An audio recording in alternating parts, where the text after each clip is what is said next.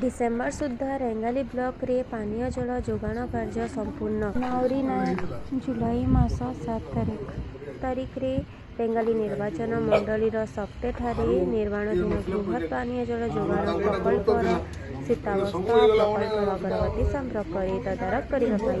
आज रेंगाली विधायक श्रीजुक्त नाउरी नायक प्रकल्प स्थान परिदर्शन करने जाइतिले। 2021 आम होइतिबा एही बृहत पानीय जल जोगाण प्रकल्प हिराकुद जल भंडाररू जल उठाई सेठारे निर्मित जल विशोधनागार रे जल विशुद्ध होई पाइप जोगी सम्बलपुर जिले 24टी और झारसुगुड़ा जिले में 2टी पंचायत को जल जोगाण कर आज विभागीय अधिकारी सहित प्रकल्प परिदर्शन करी समस्त अवगत होला परे कार्य को शीघ्र समाप्ति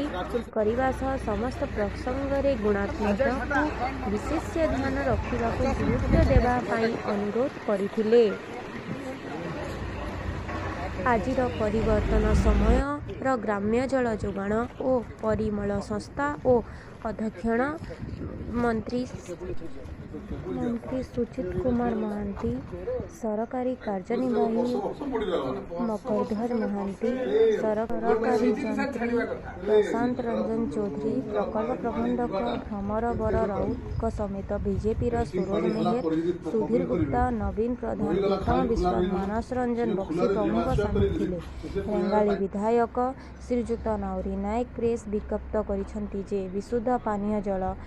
पाई रेंगालीवासी को बहुदिनर दाबी और मोर स्वप्न खूब शीघ्र पूरण हेब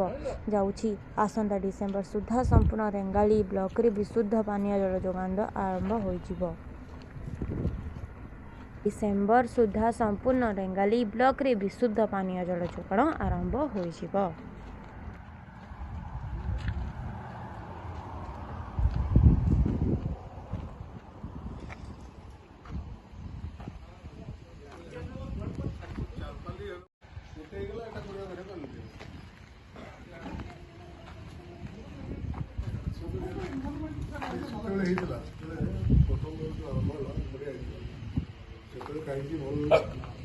बाहर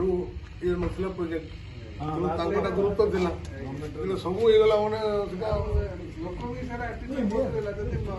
पैसा तो कहीं पैसा लोक मागरा सरकार चलाऊँ आम पैसा कहीं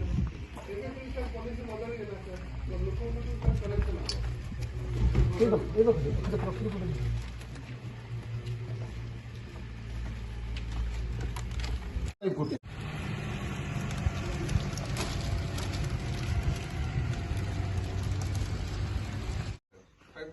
वर्ष वर्ष पड़ी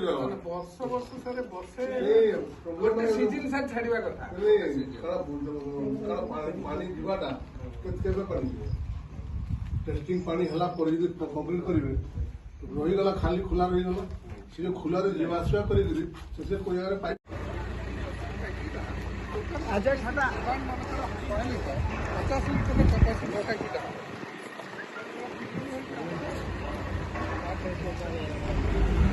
केते गुण अधिक